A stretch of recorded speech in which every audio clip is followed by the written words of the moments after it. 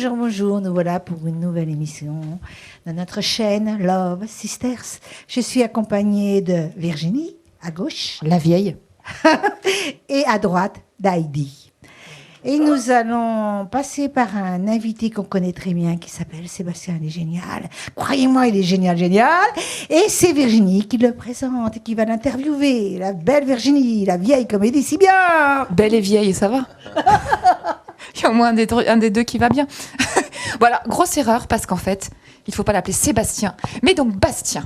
Oui, alors, comme dirait Jean-Marie, pour cette fois, Myriam, ça va, mais la prochaine fois, je sévis. Quand tu viens prendre un verre à la maison, ça te gêne pas que je t'appelle Sébastien? Ah oui, non, même mon lapounet, tout ça, ça marche. Ouais, non, mais il qu'il y a demande du pas au monde là. cerveau de fonctionner sur mesure, lui. Hein. C'est qu'il y a du monde là. Il déconne, le mec. Mon invité s'appelle Bastien Seignoret. Je suis ravie de t'accueillir. Ravi d'être ici, ravi. Vous avez compris, il est imitateur. Imitateur, voilà. Le secret, c'est là. 300 voix, elles sont là, juste là, voilà. Elles sont stockées, elles sont prêtes à... C'est important, le stockage. Eh oui, c'est vrai. C'est pas un méga octet ou tout ça, c'est. Ouais, je sais que toi et l'informatique, c'est pas ça. Ah oui, non, c'est pas ça du tout. Donc non, lui, il non. fait ça en vrai. Ah, en vrai, oui. Quand j'envoie À un mail, l'ancienne. j'appelle derrière pour savoir personne si elle a reçu le mail, tu vois. C'est un peu compliqué. Écoute, c'est pas grave, c'est pas ton job en même temps. Hein. Non, c'est sûr. Voilà. Donc, ravi d'être ici avec ce public. Tous ces invités. Ah ouais. Hein. Et Super. nos auditeurs Et nos auditeurs et nos Quand même. téléspectateurs. aussi, Carrément. qui sont là, heureusement. Belle Ils sont chose. là pour nous. Ravi, en tout cas. Tu nous parles de ton parcours peut-être parce qu'on ne devient pas imitateur comme ça. Comment ça se passe? Comment t'en es venu à... Alors j'ai toujours adoré faire les imitations. Voilà, je regardais Le Luron, bon c'est mon époque, Thierry Le Luron, etc. et d'autres imitateurs. Voilà, j'ai toujours eu envie de faire ça et je me suis aperçu que j'avais la capacité de reproduire les voix que j'entendais. Voilà, quand des amis venaient chez mes parents manger, je les imitais. Alors au début, ça m'a valu quelques remontrances par mes parents, des petites voilà. Et puis après, voilà, j'en ai fait mon métier. Voilà. Quelle a été ta première voix? Ma première voix, ça devait être à l'époque Mitterrand avec Thierry Le Luron. Tu peux nous faire Mitterrand? François est une voix ancienne, hein, mais j'ai marqué la France de mon empreinte. Donc, je peux revenir un petit peu. Voilà. Mais tu peux. Voilà. Et comment tu les choisis alors? C'est des personnages que tu aimes ou est-ce que c'est ce que tu te sens capable de... Ah, c'est beaucoup de choses en même temps, en fait. C'est quand j'ai une sympathie pour Oui. un personnage. Moins quand j'aime moins le personnage, c'est surtout quand j'ai une sympathie, puisque j'écoute un peu plus. Voilà. Donc du coup, tu as envie de t'en imprégner. J'ai envie de m'en imprégner. Et puis, il faut avoir aussi, comment je pourrais dire, tous les imitateurs ont une voix de base. Et cette voix de base fait que l'on peut ou pas faire certaines imitations. Voilà. Oui, donc tu sais vers quoi tu peux aller, vers quoi tu ne peux pas aller. Oui, on essaie tout au moins. Puis après, on voit. Il y a Tu des voix testes. qui sont plus difficiles. Par exemple, Guy Bedos, pour moi, c'est assez difficile. Parce que c'est assez grave, quoi. Voilà. Quelle est la voix qui t'a demandé le plus de travail? Le plus de travail, il y en a plusieurs. Il y a la voix de Jean... Comment s'appelle-t-il déjà? Jean Lassalle, qui a été une voix un peu difficile, parce que Jean Lassalle est une voix où il y a plein de couleurs, de choses différentes, et j'ai eu du mal à réunir toutes ces couleurs. Voilà. Jean Lassalle, c'était un peu difficile. Il y en a un qui est très dur pour moi, c'est Julio Iglesias. Pareil, il y a plein de couleurs. L'imitation, c'est un peu comme une palette de peinture. Vous êtes peintre, je crois. Voilà, c'est un peu comme une palette. On choisit certaines couleurs qu'on met dans la voix, et quelquefois, c'est un peu difficile de repérer les couleurs. C'est difficile de les mettre un petit peu ensemble. Donc voilà. Et Rolio, il est où alors? Ah, Rolio, c'est du chanter. Mais je vous ai réservé 2 chantés. Ça sera pas super. Rolio, mais Rolio pour une prochaine fois. Rolio. Et comment tu les travailles alors tes voix? Comment ça se passe? Est-ce que c'est toujours le même schéma? Tu démarres par... Comment ça se passe? Alors, c'est jamais du travail. Enfin, comment je pourrais dire? C'est toujours par plaisir. Ça, c'est génial. Dans le Tu as de sens la que chance. je me dis pas, allez, je vais travailler pendant 2 heures cette voix, etc. Non, ça vient comme ça, en voiture, Oui, divers tu te endroits. poses pas forcément pour te dire je m'y mets. Voilà. C'est du quotidien. Voilà, si je regarde la télé, à l'époque, il y avait Nikos Aliagas. En même temps, j'essayais de m'imprégner de la voix de Nikos, etc. Puis au fur et à mesure, c'est très pénible pour les gens qui écoutent la télé avec vous. Très, très pénible. Qui regardent la télé, qui l'écoutent. Oui, je me doute. Très Les dur. pauvres. Eh oui.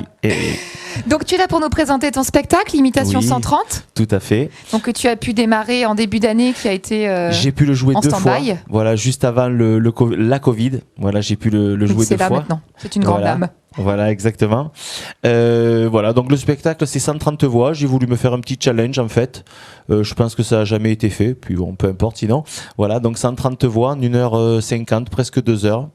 Voilà, des voix de chanteurs, chanteuses, présentateurs, politiques, sportifs, etc. Et puis je fais un petit mélange. L'histoire, en gros, c'est Eli Kaku qui conduit un bus et qui amène des personnes en voyage, en fait, et il précise, il dit bien, c'est moi, ah, je vous avertis, c'est moi qui change la radio, qui change les stations. Et en fait, on arrive sur différentes stations, puis il y a des humoristes, hommes ou femmes, qui choisissent des chanteurs, etc. Donc, ça amène à beaucoup de bêtises. Donc les prochaines dates, c'est Alors, les prochaines dates sont vraiment en suspens. Donc, je ne sais pas si ça vaut la peine d'en parler. Non, ça vaut pas la peine. Voilà, elles sont vraiment en suspens. On a envoyé les contrats, Celle mais ils ne sont pas d'octobre signés. Alors il y a des dates qui sont quand même. il y en a quand même des qui sont quand à peu près sûres. Voilà, à peu près sûr. Donc le 23 octobre, tu faisais allusion au 23 octobre. Complètement. Voilà, le 23 octobre au théâtre de Nathalie à Aubé. AOB. Voilà. Et donc le vendredi soir et le dimanche après-midi, le 25, pareil, même spectacle pour ceux qui préfèrent l'après-midi au soir. Donc le petit théâtre de Nathalie, AOB, un AOB. théâtre pour lequel tu es quand même impliqué. Oui, impliqué avec mon ami Alain. Voilà, on est tous les deux gérants de ce théâtre depuis bientôt 1 an. Mais bon, avec la Covid, etc., on a vécu un petit peu la misère. Donc peut-être quelques dates au théâtre si tu veux nous en annoncer Oui, quelques-unes. oui. Alors le 18 et 19 septembre, vendredi et samedi, 2 jours. 2 jours pour fêter les 10 ans du théâtre. Voilà. Le 25, nous recevrons un humoriste, Simon Guibert. Voilà. Le titre, c'est Simon Guibert est un vrai Don Juan. Voilà, le premier spectacle. Alors comment il appelle ça? Le premier spectacle féministe écrit par un macho. Voilà. Mais ça vaut vraiment, vraiment le coup parce que c'est vraiment excellent. On a déjà vu son spectacle, c'est excellent. Et ensuite, karaoké. On fait des karaokés aussi le 26 septembre, karaoké. Super. Voilà. Beau programme. Oui, si la Covid, encore une fois, nous laisse tranquille.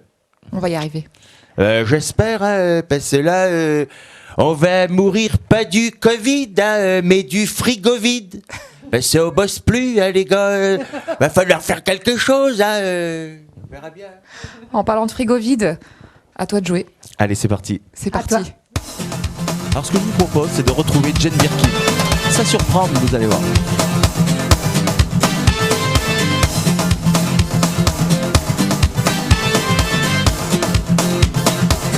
Du mois de septembre au mois d'août, faudrait des bottes de caoutchouc. Nous pataugeons dans la gadoue, la gadoue, la gadoue, la gadoue. Oh la gadoue, la gadoue. Une à une les gouttes d'eau me dégoulinent dans le dos. Nous pataugeons dans la gadoue, la gadoue, la gadoue, la gadoue. Oh la gadoue, la gadoue. Merci, à bientôt. Et pour changer vraiment toute autre chose, on va retrouver Louis Armstrong. I see trees so green, red roses too. I see them bloom for me and you. And I think to myself, yeah, what a wonderful world.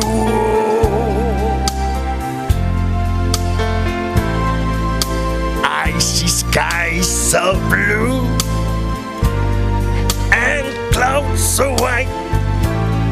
I see them blue for me and you, and I think to myself, what a wonderful world. And I think to myself, what a wonderful world. Oh.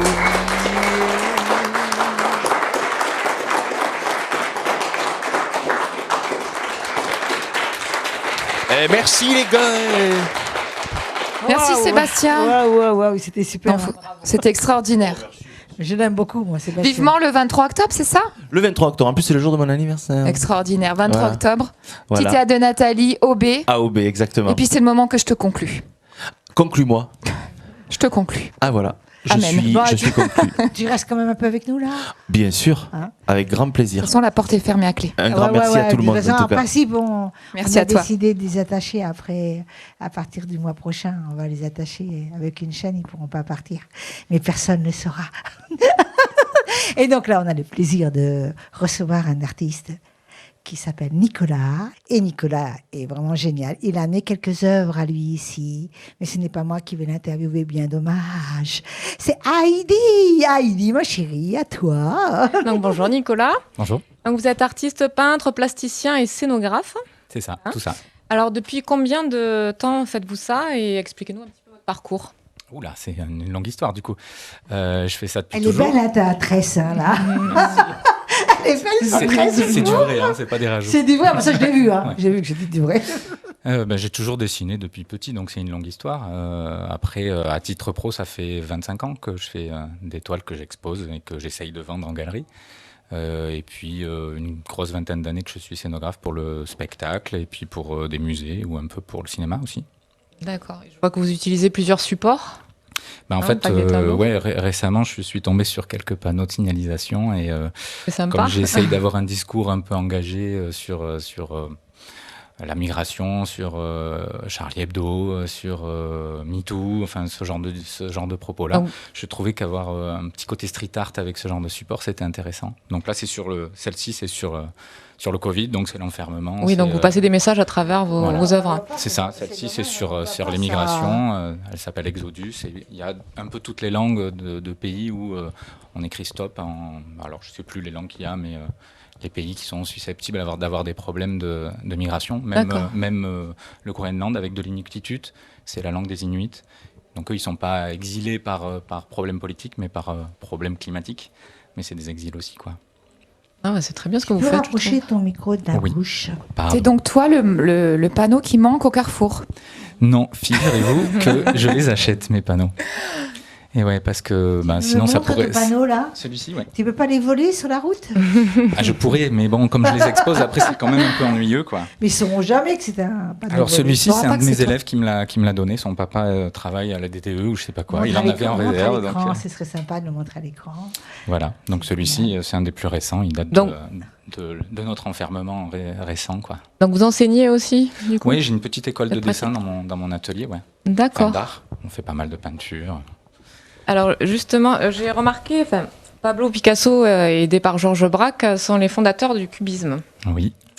Vous en êtes-vous inspiré pour faire vos Mais œuvres? alors, pas du tout. En fait, le cubisme, ça n'a rien à voir avec le cube. En vrai, le cubisme, c'est fractionner la réalité en facettes, tourner autour d'un corps et de le représenter, un peu de face, un peu de côté, un peu de derrière. C'est pas du tout mon propos. En fait, moi, effectivement, je fais du cube. Le cubisme, ça serait génial comme mot, mais c'est déjà pris. En fait, moi, je travaille plutôt comme si c'était des pixels, mais en perspective. Donc on est dans de la fragmentation, dans l'infiniment petit, comme si c'était des atomes ou des molécules, mais c'est de l'organique. Mais quand tu D'accord. crées là ton panneau là par exemple, c'est une peinture spéciale, c'est quoi? Ah non, là c'est de la peinture acrylique, Ah tout bon, ce qui est carrément. plus Classique. classique. Ouais. Et donc si on met un produit dessus, ça. Ah bah là, celle-ci, je l'ai vernie avec du vernis à carrosserie, Voilà. donc du vernis voiture, D'accord. polyuréthane, D'accord. ce qui fait qu'on peut mettre les ongles dessus, ça risque rien. Et combien de temps il vous faut à peu près pour réaliser une œuvre Alors j'ai décidé de ne jamais regarder le temps parce que sinon c'est tellement chronophage que je vais arrêter. En fait c'est pas rentable mon affaire parce que quand je fais des très grandes toiles, je peux y passer un mois dessus. Vu l'état du marché de l'art actuel, si je commence à regarder ça, je vais arrêter. Parce que évidemment je vends pas assez pour pouvoir vivre de mes petites bêtises en cube quoi. Mais c'est vraiment quelle joie de pouvoir aller jusqu'au bout de ses passions. Ah mais oui, mais je pourrais pas faire autrement. Hein. Tu fais un C'est autre vital. travail alimentaire. Tu peux- parlais de Picasso, Kandinsky il parlait de nécessité intérieure pour ce qui est de la création. Je trouve que c'est exactement ça, quoi. C'est un privilège. C'est un moteur. Ah ouais, bah oui, c'est plus qu'un privilège. Parce qu'en plus, on est libre. Au-delà de la joie de faire ce qu'on aime, on a le choix. C'est quand même génial. Donc du coup, vous n'arrivez pas à en vivre pour le moment de Si, ce si, que vous faites. j'en vis, mais c'est pas. C'est votre activité en fait, principale, hein. C'est bah, votre- pas principale, puisqu'il y a beaucoup le spectacle. Je fais beaucoup de maquettes. Je fais beaucoup de choses qui sont des arts plastiques au sens très large. D'accord. Donc du coup, en multipliant les cordes à mon arc, ouais, c'est. Du coup, vous arrivez. Ouais, du coup, j'en vis bien, ça va bien. Je vois qu'il n'y a aucun mot sur Salvador Dali. Aucun mot. Un petit peu de peine à un monde Dali. Et, s'il y a une influence, Salvador est bien plus important que Pablo, hein, pour le coup. Au départ, en tout Au cas. niveau du cubisme? Pas du Au niveau cubisme, de l'art. mais de cette espèce de façon de peindre, déjà de façon réaliste, et puis ces grands fonds un peu vides. Ouais, ado, j'étais complètement dingue et j'ai pas mal travaillé dans son sens. Ouais. Mais si pour les peintres, il n'y a pas beaucoup de, comment c'est qu'on dit, de revenus, il y aura au moins la retraite des cadres. Ah. S'il y a des... mais je sais pas si t'as vu, moi je mets pas de cadre. J'aime pas ça enferme, ça marche pas. J'aurai pas de retraite donc.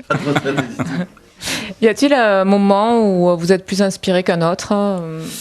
En fait, c'est Pour créer. de plus en plus. Avant, je travaillais beaucoup sur la mythologie, sur des grands symboles qui étaient un peu universels, et de plus en plus, c'est l'actualité qui me Donc, selon font le créer. sujet. Ouais, il y a un événement et ça me donne envie de créer à ce moment-là. l'illustrer d'une certaine manière et de mettre mon grain de sel dans l'histoire, quoi. D'accord.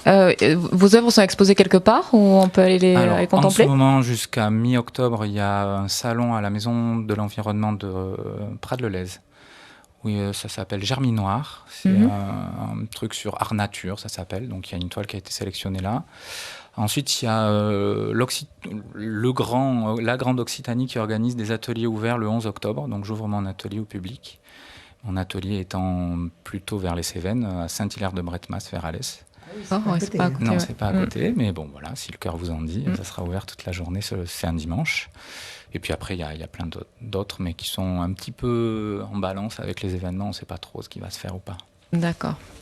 Ok. Est-ce qu'on peut, il y a aussi sur Internet un site où on peut voir ce que vous faites? J'ai un site, c'est www.nicolasgal.fr, Gal G-A-L, très simple. C'est dommage qu'on ne le trouve pas sur la toile. Oui, Joli. exactement. Et est-ce que vous avez des projets du coup pour l'avenir? Alors des projets, ouais, j'en ai tout le temps plein, hein. Je suis un peu hyperactif, donc j'en ai plein sur le feu. D'événements peut-être. D'événements. Oui, et peut-être. d'événements aussi. D'événements, ben là, donc il y a ces deux événements-là. Après, je travaille sur un spectacle pour les bébés avec le Théâtre en Flammes. Je crois que vous les avez reçus il y a quelques temps. Oui. Oui, on les a Je reçus. crois que la première du spectacle sera le 20 septembre à la Plume. Et après, je travaille sur un gros spectacle pour un chorégraphe russe qui s'appelle Mitya Fedotenko. Ça sera un duo sur la vie de Dostoïevski, avec un guitariste. Ben, le guitariste, c'est l'ex-guitariste des Noirs Désirs, Marc Sik, je ne sais plus exactement son nom. C'est Marc, quoi. Et donc, ouais, c'est un gros spectacle qui va tourner à l'international. Donc, gros projet intéressant, qui a été un peu retardé là avec les événements, mais...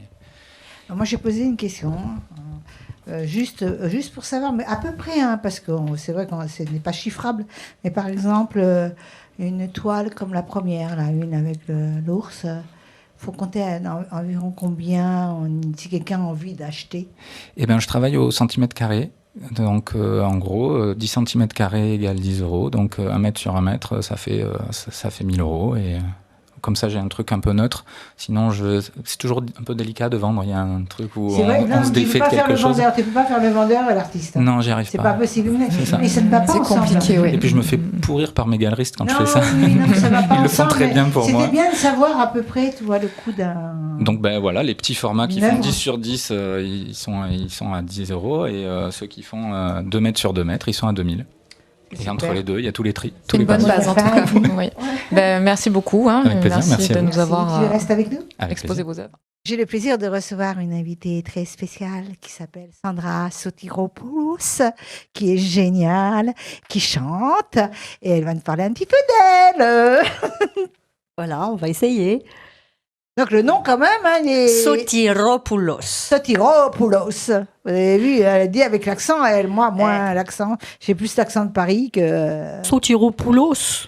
J'ai dit Plus pointu. Sotiropoulos. Poulos. Poule, comme la poule. Voilà, c'est ça. Mouscouri, c'est plus facile à dire. Oui, Mouscouri, c'est plus Mouscouri, c'est facile. plus facile. Bon, ben, je vais changer de nom alors. Non, je change pas de C'est nom. déjà pris, c'est embêtant. T'es habituée maintenant à écouter ça. Ah, depuis que je suis née, je suis Non, habituée. voilà. Alors, depuis quand tu chantes, toi, ma chérie? Depuis le ventre de la maman? Non, c'est ce qu'on s'était dit. Je chante depuis l'âge de... j'ai commencé à 13 ans, en fait. Et puis, je suis un petit peu tombée dedans parce que mon papa est chanteur lui-même. Puis professeur de chant. Donc, c'est grâce à ton papa? Oui, enfin, j'ai toujours dit je ferai jamais comme papa. T'as pas eu le choix, en fait. Et puis, ouais, c'est ça. J'ai partie de tous ces enfants qui... Ouais. Obligés. Sont obligés. Non, en fait, j'ai fait des études d'art plastique. Et j'ai fait l'école des beaux-arts parce que j'ai dit, oh non, moi, c'est la peinture, c'est le dessin, c'est... rebelle. Voilà, alors, très rebelle. Hein, oui, c'est vrai qu'il y a un grand écart entre les arts plastiques et la musique. Non, c'est pas vrai, en fait. Mais justement, ça a été un petit peu un parcours de combattant parce que depuis que je suis toute jeune et puis depuis l'âge de 18 ans où j'ai commencé, en fait, mes premières expériences vraiment scéniques en international, puisque j'ai commencé en URSS, ex-URSS, en 1990. Et donc voilà, je trouvais que bon, c'était agréable, c'était quelque chose qui me rendait vivante, le chant. Donc tu es d'où? Je suis toulousaine en fait, mais j'habite Montpellier maintenant depuis très très longtemps quand même. Hein. J'aime beaucoup Montpellier. C'est une ville charmante où il y a plein d'artistes, où à taille humaine, ça reste pas, voilà. À 13 ans, l'idée de chanter était venue. Et Non, elle m'est pas venue. Elle était là. J'ai jamais eu idée de chanter, d'en faire mon métier. En fait, pour moi, je chante comme, je vis. Et en revanche, je me posais la question de faire un métier plutôt dans les arts, justement. Ça a toujours été les arts scéniques. Et puis, quand j'étais à l'école des Beaux-Arts, j'ai toujours entendu des discours, et quand j'étais au conservatoire aussi, c'était pareil d'ailleurs, où on cloisonne tout, et on disait, mais il faut choisir. Et pour moi, ça me paraît tellement inconcevable, enfin, en artiste, et puis peu importe, on peut avoir plusieurs cordes à son arc, on peut être un artiste pluriel, sans être un touche-à-tout et cervelé. Voilà, c'est sûr qu'on peut pas tout faire en même temps. Non, mais même, faut choisir, c'est dur quand même de dire une chose pareille. C'est dur. C'est très limité quand on dit. C'est très limitant. Aujourd'hui, la phrase n'est plus d'actualité. Et pourtant, elle est encore dite. Faut pas choisir. Moi, j'ai fait imitateur gogo danseur, j'assume. Faut pas choisir. Bah non, il faut pas choisir. Gogo imitateur, t'as essayé? Non, gaga danseur, moi. Non, effectivement, on nous demande, mais enfin, quand vous voyez les enfants, même à l'heure actuelle, déjà à 14 ans, on leur demande de choisir le métier qu'ils vont faire plus tard. Enfin, je trouve ça complètement aberrant. C'est terrible, c'est terrible. Oui, c'est terrible. Donc, moi, j'ai toujours été aussi très investie d'un rôle de transmission. J'aime enseigner. Tu es enseignante? Oui, aussi. Voilà. Et en quoi? En chant. En chant. Voilà, en chant, bien sûr. Et depuis quelques années, j'interviens aussi dans le cadre du CHU de Montpellier en tant que chef de chœur, où ce chœur est devenu un chœur exclusivement féminin. Mais là, comment un chef de chœur en cardiologie, CHU? à mon avis, non? Oui, en cardiologie. Voilà. Non, chœur CH, évidemment. En fait, on est venu me chercher parce que on me connaissait, on savait un petit peu les résultats que j'obtenais. Et je suis quelqu'un de très, rigoureuse et jusqu'au boutiste pour tout ce qui est transmettre, faire développer en fait chez l'autre son potentiel. Oui, mais moi je voudrais savoir, pour les auditeurs, savoir comment ça se passe justement au CHU. Ce sont des retraités du personnel hospitalier ou des gens qui sont encore en activité, mais effectivement appartenant au personnel hospitalier surtout. Il y a aussi, c'est ouvert à des extérieurs. Au départ, ça partait pour faire une sorte de soupape en fait je sais pas comment dire, de décompression, voilà, je cherchais le mot, pour le personnel hospitalier, avec évidemment des petites animations qu'on doit faire en interne aussi. Donc, on a fait quelques concerts, quelques animations pour les unités fermées de soins à la Colombière, où c'est toujours très, très émouvant. Là, c'est toujours avec le personnel. Oui, c'est avec le personnel, voilà. Mais de temps en temps, j'ai aussi des malades qui peuvent venir et qui ça dépend en fait du cadre, ça dépend de leur maladie. De leur maladie, mais bien bon, il y a sûr. des personnes Mais les personnes qui sont en unité de soins fermée, de toute manière, ne sont pas tellement aptes parce qu'elles sont sous camisole chimique, il faut le dire. Donc déjà, c'est assez compliqué de retrouver les sensations corporelles. Or, moi, je travaille sur la sensation corporelle, sur l'imagerie sensorielle. Tout mon enseignement est basé là-dessus, sur vraiment... oui, l'imagerie sensorielle. Je transmets en donnant des images et je guide les gens, en fait. Voilà. Exactement, c'est très bien. Et donc, j'aimerais savoir si tu as des projets là pour 2021. 2021, mon Dieu, avec tout ce qui se passe à l'heure actuelle. Rester vivante des fois. Ouais, voilà, être en vie. En fait, ces dernières années, je me suis beaucoup occupée des autres. Et avec ce Covid, et puis j'ai aussi connu la maladie, en fait, l'année dernière, puisque j'ai été opérée d'un cancer du sein. J'en parle très ouvertement. Oui, mais t'as gardé ta poitrine. Oui, j'ai gardé ma poitrine. Heureusement, j'ai eu un très bon chirurgien. D'après ce que je vois. Et puis je la montre. Et t'as bien raison de la montrer. Tout à fait. Enfin, je la montre, je m'exhibe pas non plus. Je reste quand même un peu pudique. Pas là, quand même. Et donc ça m'a fait poser des questions aussi, et j'ai envie de revenir aussi plus, déjà à moi-même. Parce qu'on peut pas bien s'occuper des autres si on s'occupe pas bien de soi, déjà. Voilà, exactement. Voilà, et puis... je pense déjà, de par ton travail, peut-être avec cette maladie qui t'est arrivée, c'était déjà presque prête à faire face, plus que la normalité, puisque tu avais... Oui, ça a été pour moi un révélateur, en fait, comme un électrochoc très positif tout de suite, dans la journée même où j'ai appris que, éventuellement, j'avais pas les résultats, mais éventuellement, j'avais cette maladie. Je me suis dit... Je vais poser une question indiscrète. Quand tu as fait les examens, tu avais dans ta tête déjà ce pronostic? Honnêtement, je sentais qu'il y avait quelque chose qui allait pas. Tu le sentais? Voilà, je sentais que ça allait pas, que j'étais très fatiguée, qu'il y avait quelque chose qui allait pas. Mais je mettais ça sur un contexte un petit peu général. La manière dont j'enseignais, où j'enseignais, les gens qui m'entouraient, tout ça, je trouvais que c'était un petit peu toxique. Pour moi, ça me pompait l'air, il faut le dire. Voilà. Ça me pompait l'air vraiment depuis quelque temps. Et de toute façon, j'étais déjà en démarche de changer. Voilà.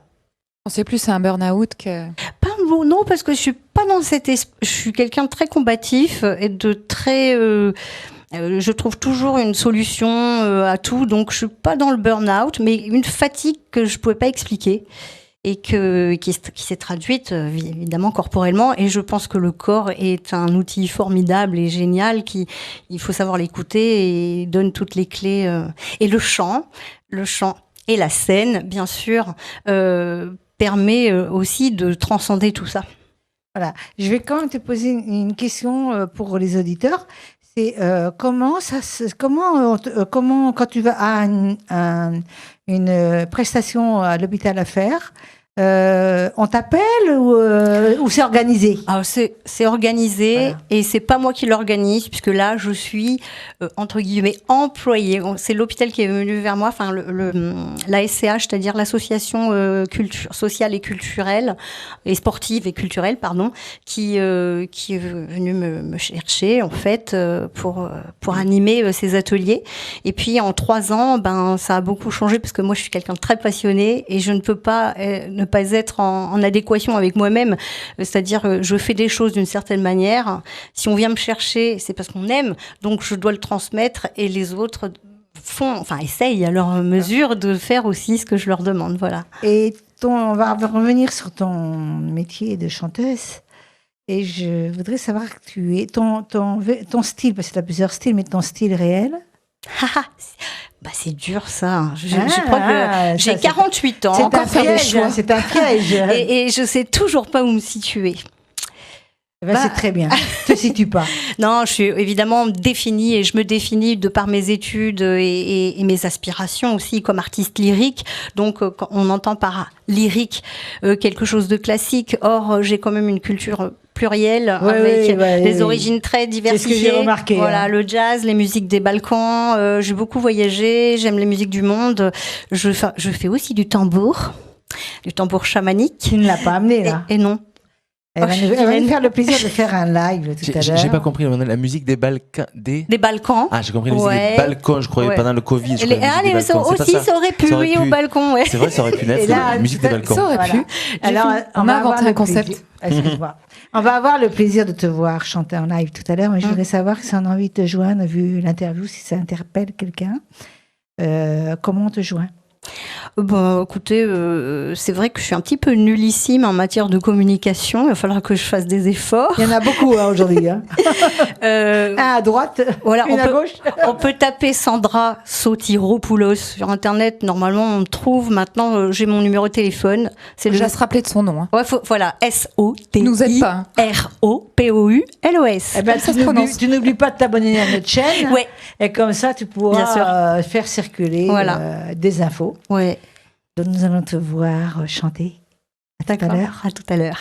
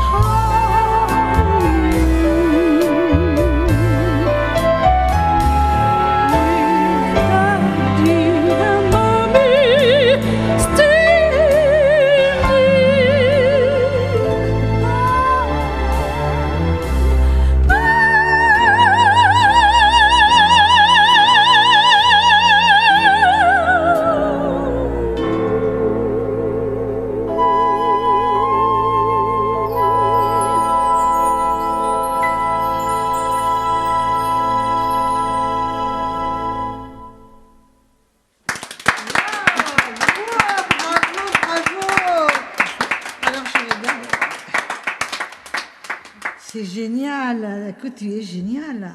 Nous avons le plaisir, malgré la personne très dévergondée à nos côtés sur la droite qui s'appelle Sébastien. Et écoute, calmos. Nous allons vers une autre invitée qui est géniale. Elle s'appelle Arkanja et présentée et interviewée par Heidi. Bonjour Arkanja. Bonjour. Alors donc tu es artiste peintre. Oui, c'est ça. Et il me semble d'ailleurs qu'il n'y a pas très longtemps, on a reçu ta fille. Oui, exactement, Trinity Dea. Voilà, donc c'est génétique. Oui, c'est ça. Oui. Tout à fait. Donc explique-nous un petit peu ton parcours, d'où t'es venue cette passion. Alors, depuis toute petite, je dessine, je peins. Ma mère, en fait, était dans la haute couture, donc je l'ai toujours vue être très douée en dessin également. Et mon père aussi était très bon dessinateur. Et j'ai toujours été baignée en fait dans un domaine artistique. Après, j'ai laissé ça dans le temps un peu s'éteindre un petit peu. Et à la naissance de ma fille, en fait, je me suis occupée d'elle et en fait, j'ai fait renaître. L'inspiration est revenue. L'inspiration est revenue grâce à elle. Et je me suis replongée en fait dans mes toiles. J'ai recommencé à travailler l'huile sur des grandes toiles. Et j'ai commencé à retapisser mes murs finalement avec plein de toiles à l'huile. Et je me suis pris de passion à commencer à faire des choses un peu plus extravagantes. Oui, sur des objets, j'ai vu, il me semble. Alors ça, c'est venu bien après, en fait, quand c'est remonté, on va dire encore à plus haute dimension. C'est-à-dire que quand elle était petite, ça m'a pris en fait une nuit de peindre toutes mes toilettes. Donc ça, c'était encore autre chose. Au pinceau quand même. Voilà. Ah, oui, ça va sans dire, oui. Donc des murs au plafond. Je me suis inspirée en allant faire du shopping d'une lunette de toilette que j'avais vue qui m'a complètement inspirée. Donc et je me suis dit allez, on y va. Et j'ai passé toute une nuit à faire ça. Et là je me suis dit en fait j'ai besoin de volume de faire ça sur d'autres supports. Et puis après il y a eu d'autres événements dans ma vie privée qui ont fait que ça s'est arrêté et il y a quelque temps, en déménageant dans le sud avec ma fille et passé, on va dire les 45 ans et le soleil étant ici et une belle énergie, comme disait ma voisine, dans le sud, qui fait que effectivement il y a beaucoup d'énergie positive et on ressent l'énergie artistique. Dans le sud, il se passe quelque chose de particulier. Et ayant refait ma vie avec une personne formidable qui verra cette émission. C'est ce qu'on a deviné d'ailleurs. Quand tu as parlé de départ et tout. Voilà, un nouveau départ. Et passé les 45 ans, il s'est passé quelque chose, une explosion. Et du coup, mes toiles ont pris des couleurs... C'est ce que j'allais dire, c'est très gai, c'est très vif. Voilà, très, elles ont toujours eu des couleurs extrêmement vives, mais là, je trouve qu'elle dégage quelque chose de différent. Bon, forcément, en fonction des passages de vie que l'on a, l'énergie circule différemment dans tous les artistes. De toute façon, on voit qu'il y a différentes périodes et l'énergie circule différemment. On voit bien, ça se transparaît. C'est le reflet de l'être. C'est le reflet, le reflet de l'âme dans les œuvres, ça se voit. Et du coup, j'ai commencé à travailler l'acrylique et j'ai senti que j'étais limitée par le cadre. Effectivement, comme tu disais, moi non plus, je n'encadre pas. J'aime pas être encadrée, mais j'ai senti que j'étais limitée néanmoins par la toile, même si j'ai encore envie de travailler sur toile. Et là, j'ai senti que j'avais besoin de 3D. En fait, j'ai besoin de circuler autour de quelque chose. Et je me suis dit, tiens, en voyant des mannequins que l'on trouve en boutique, j'ai eu envie j'ai eu envie de travailler dessus, de peindre dessus. Et j'avais essayé de travailler avec de l'acrylique dessus et le rendu n'était pas bon du tout. Parce que j'aime le brillant, j'aime les couleurs vives et maintenant je travaille avec de la glycéro dessus, mais une glycéro que je vais chercher en Espagne parce que c'est une particulière que je veux parce que je veux que ça puisse rester dehors. Et c'est très difficile de la travailler parce que de la glycéro c'est très gluant, c'est particulier. Donc comme tu disais, les heures, faut pas les compter. Mais le rendu est là, ça me plaît, mais c'est long. C'est long, c'est difficile, on peste, on crie, on laisse balancer les choses, mais on y revient et voilà. Et donc le 3D c'est agréable et donc j'aime aussi les vases, les choses un petit peu voilà tout ce qui est décoratif en fait. Et là en ce moment je travaille sur une grosse tête de Bouddha qui se met en extérieur mais qui peut aussi se mettre en intérieur et en extérieur. Des éléphants, aussi des bustes en céramique.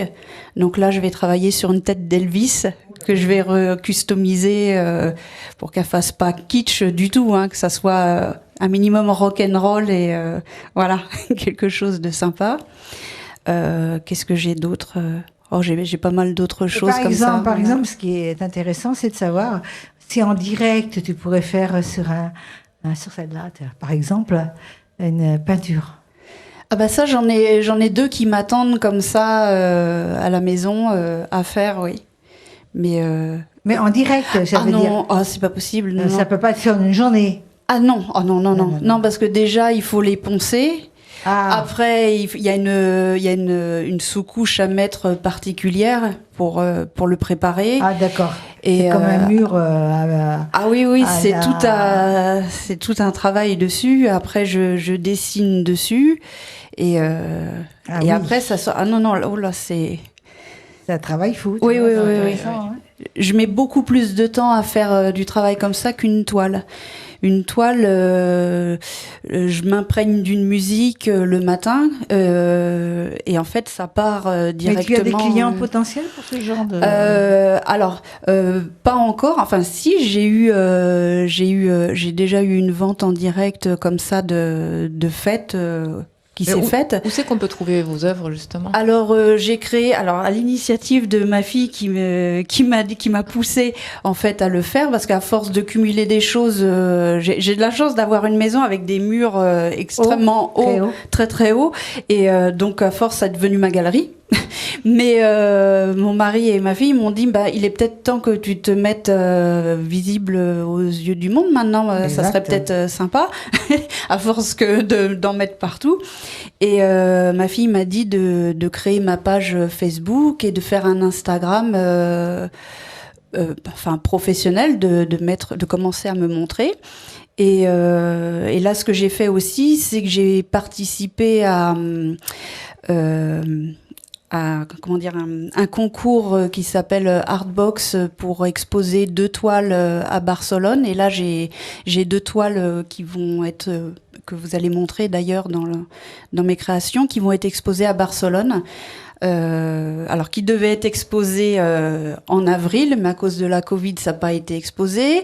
Qui devaient être exposés en octobre, mais je viens de recevoir il y a 2 jours un mail, donc qui ne vont pas être exposés. Et je viens de recevoir les dates, ça sera en mai 2021. Bon, voilà, déjà. On va... voilà. Mieux tard que jamais. Voilà. Donc on peut te joindre sur Facebook. Voilà, sur Facebook, donc arkanja.art. Et pareil... Arkanja, vous l'écrivez comment du coup? Alors A-R-K-A... NJA et .art et pareil pour l'Instagram. Voilà. Écoute, c'est génial et je suis très intéressée de regarder tes mannequins. Je suis très intéressée par les mannequins. J'aime bien faire un monde de mannequins. Oui. Ça peut être super sympa ça. Donc merci beaucoup en tout cas. Merci. Est-ce que tu as des projets pour la suite, à part l'exposition? J'aimerais bien chercher des boutiques, notamment sur Montpellier, qui pourraient vendre des objets de décoration. Qui seraient susceptibles de vendre. Mais ça, c'est possible. Hein. Ouais. Donc, avis au magasin, si vous objets avez de décoration, envie de renouveau, quoi. Et ça, ce serait bien d'avoir du renouveau, n'est-ce pas les filles, n'est-ce pas les hommes? Et donc, voilà, avis au magasin, surtout d'avant-garde, parce que c'est quand même d'avant-garde. Donc, le mot de la fin. Donc, on te remercie. D'ailleurs, on va voir d'ailleurs, on va d'abord regarder, jeter un œil un petit peu sur ce qu'elle fait. Bien sûr. Merci. Et j'espère que tu restes avec nous pour la fin de l'émission. Oui, bien sûr. Merci. À vous.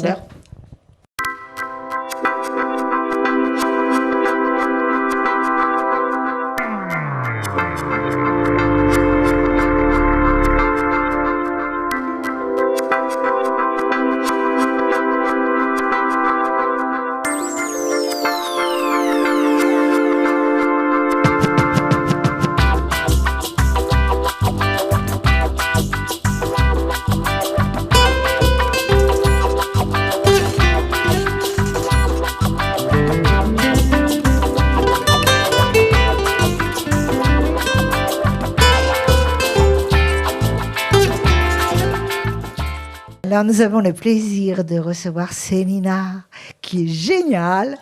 Et elle est musicothérapeute, c'est bien ça. C'est bien ça. Et présentée par Virginie la Belle et la Vieille.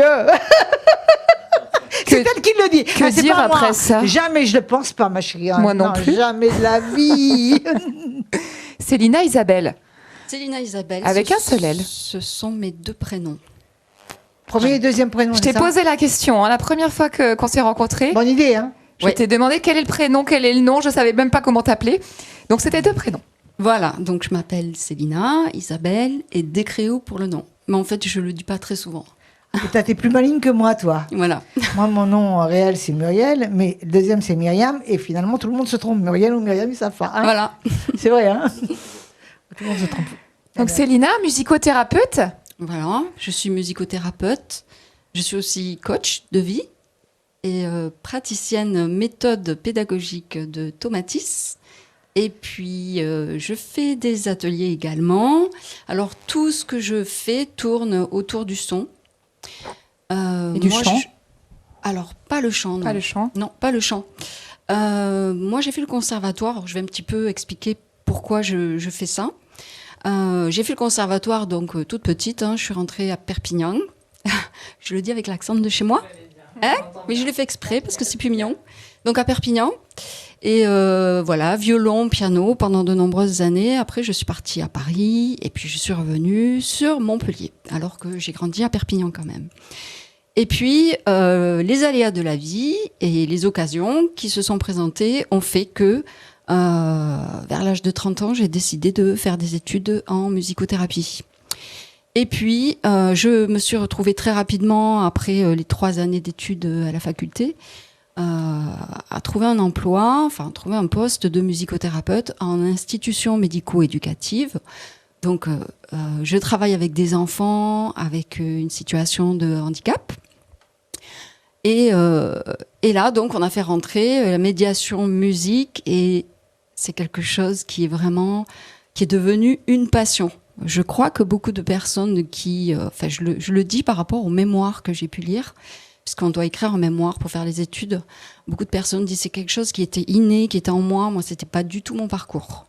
Moi, c'était au sortir d'une période extrêmement chaotique où mon psychothérapeute m'a dit « ça serait bien de prendre un virage dans votre vie professionnellement. Qu'est-ce qui vous plairait ?» Et je lui ai dit « il y a 10 ans, j'ai lu le mot musicothérapie, je ne sais pas ce que c'est. » Et puis, les choses se sont enchaînées comme ça. Je suis devenue musicothérapeute. Donc maintenant, je commence ma 12e année à l'institut où je travaille.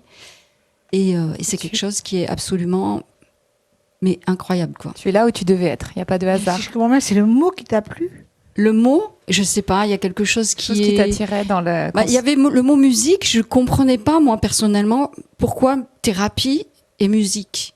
Même si, je pense qu'on est tous d'accord pour dire que la musique, ça fait du bien à tout le monde, en fait. Donc, forcément, c'est thérapeutique, quelque part. Hein. Il suffit d'en écouter, et je crois que je n'invente rien. Mais voilà, je sais pas, c'est peut-être que ça vient d'une autre vie, qui sait.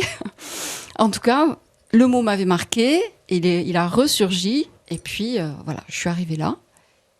Et donc, ce que j'aime dire, surtout, c'est quelque chose qui me tient à cœur, c'est pour ça que je veux le dire, c'est que je pensais pas non plus que j'allais travailler dans le monde du handicap et que pour moi, c'est vraiment la plus grande leçon de vie que de travailler avec des personnes qui sont dans cette situation-là et qui vont, sans pratiquer un art, comme nous on peut le pratiquer, moi je suis pianiste, être totalement naturels et donner ce qu'ils ont d'eux-mêmes. Alors que nous, les artistes et toutes les personnes qui pratiquent l'art, je pense que on va pouvoir s'exprimer au travers de nos œuvres et pas forcément en expliquant ce que l'on est. Ces enfants avec qui je travaille, eux, tout ce qu'ils donnent, c'est inné, c'est spontané, c'est tout dans l'expression et ils attendent rien de nous et on ne leur demande rien et il y a tout un échange qui se fait grâce à la musique. Et le plus beau des cadeaux, en fin de séance chaque fois, c'est les yeux illuminés, c'est les grands sourires, c'est parfois les étreintes quand on nous permet de les faire. Là, on est un peu dans la retenue. Voilà. Donc ça, c'est pour... c'est un bel outil de développement, alors. Voilà, exactement. De guérison peut-être? Alors, on ne prétend absolument pas que l'on va guérir, mais par contre, on apporte du soin. Et on permet la communication, on permet l'expression, on permet la structuration. Donc, je travaille avec une équipe pluridisciplinaire. Donc, moi, je suis dans l'observation, je relève les comportements, je relève les interactions, j'essaye de déployer ce qui se passe en séance, de happer un regard, de donner envie de répondre. Et puis, on a tout un panel d'instruments qui sont là. Et puis, les enfants, ils sont happés par le son, puis ils vont réagir. Et puis, hop, ça va être l'occasion de pouvoir entrer dans une conversation avec eux. C'est une conversation non verbale. Ils n'ont pas l'impression qu'on les amène à... Je pense pas à aucun moment qu'ils ont l'impression que quelque chose est en train de se jouer, Voilà. qui soit thérapeutique, parce que ça reste très ludique. Donc, Et le message, l'effet, du coup, est peut-être plus puissant, plus important, puisqu'il n'est pas contrôlé. oui, et puis, en dépit des observations que je vais relever, que je vais partager avec les équipes, on est vraiment dans l'instant, dans le jeu, dans l'espace du jeu sonore. Et puis, on ne se pose pas tant de questions, même s'il faut être dans l'observation. Donc, c'est un métier, il faut savoir, il faut connaître les techniques. Mais on n'est plus dans cette dimension-là, on est vraiment dans un jeu, dans un partage.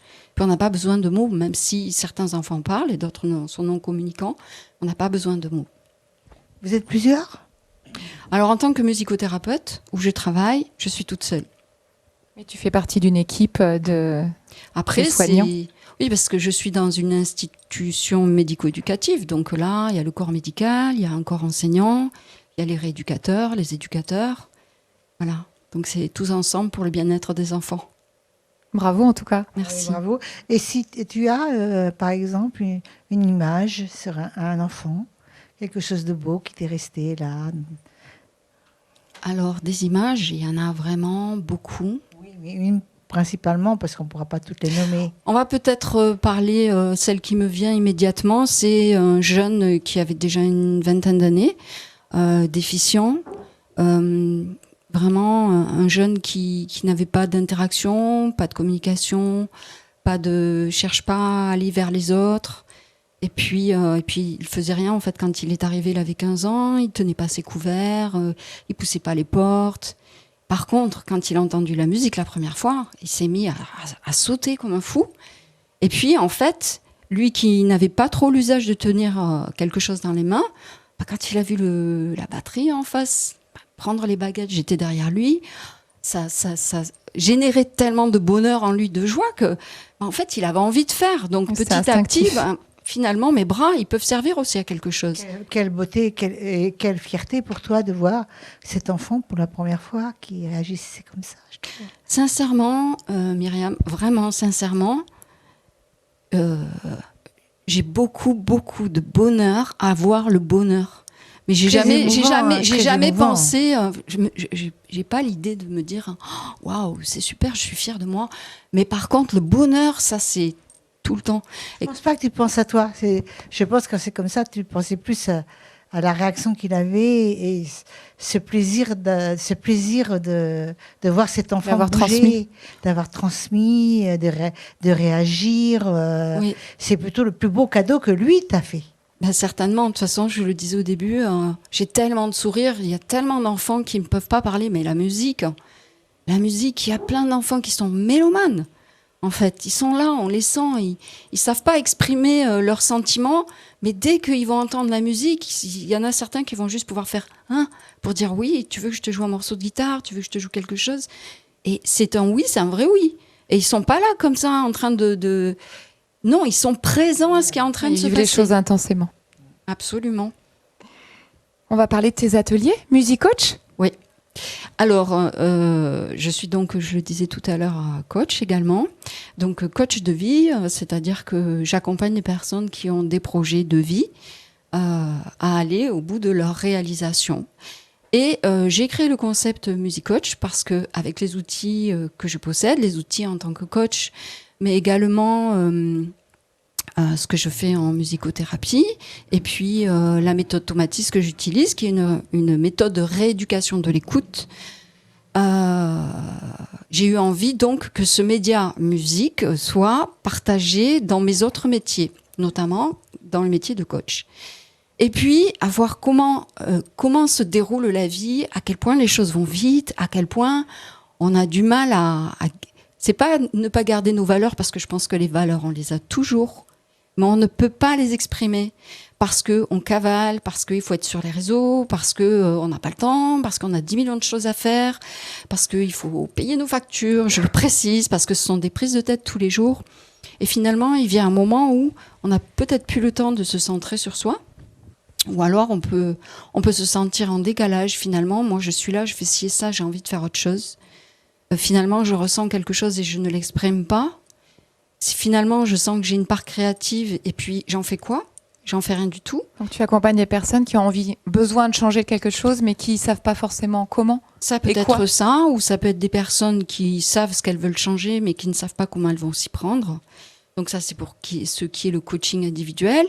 Et donc, j'ai eu envie de permettre à d'autres personnes de connaître ça. Donc, j'ai pris les outils coaching, qui sont des outils techniques que l'on étudie pendant les formations. Et j'ai intégré dedans les techniques de musicothérapie. Autrement dit, on n'est pas obligé de passer par le verbal. Donc, on peut passer par le côté expressif.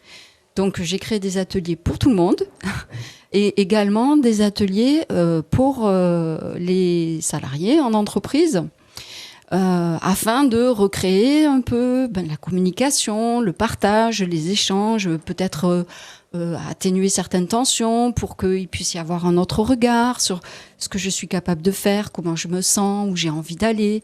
Voilà. Donc des outils de cohésion, de gestion de conflits peut-être pour les entreprises ? Alors, gestion de conflits, il y a toujours, je pense, des petites tensions dès qu'il y a plusieurs personnes ensemble dans une entreprise. Bon, le but, c'est d'aller tous dans le même sens, avec une même volonté et un même but, quelque part. Donc, si on peut, au moins dans le cadre d'une séance d'atelier, être tous d'accord pour avoir envie de s'amuser, pour avoir envie de partager, pour avoir envie de créer, et puis par l'occasion, il va y avoir des prises de conscience qui vont pouvoir se faire, où on va pouvoir relever les barrières qu'on peut avoir en soi, où on peut rebooster les valeurs. Enfin, il y a plein de choses qui peuvent se jouer dans les ateliers. Donc pour les entreprises, c'est sous forme d'ateliers, des demi-journées, des journées. Tu adaptes, je suppose, à ce qu'on te demande. Entreprise, je commence tout juste.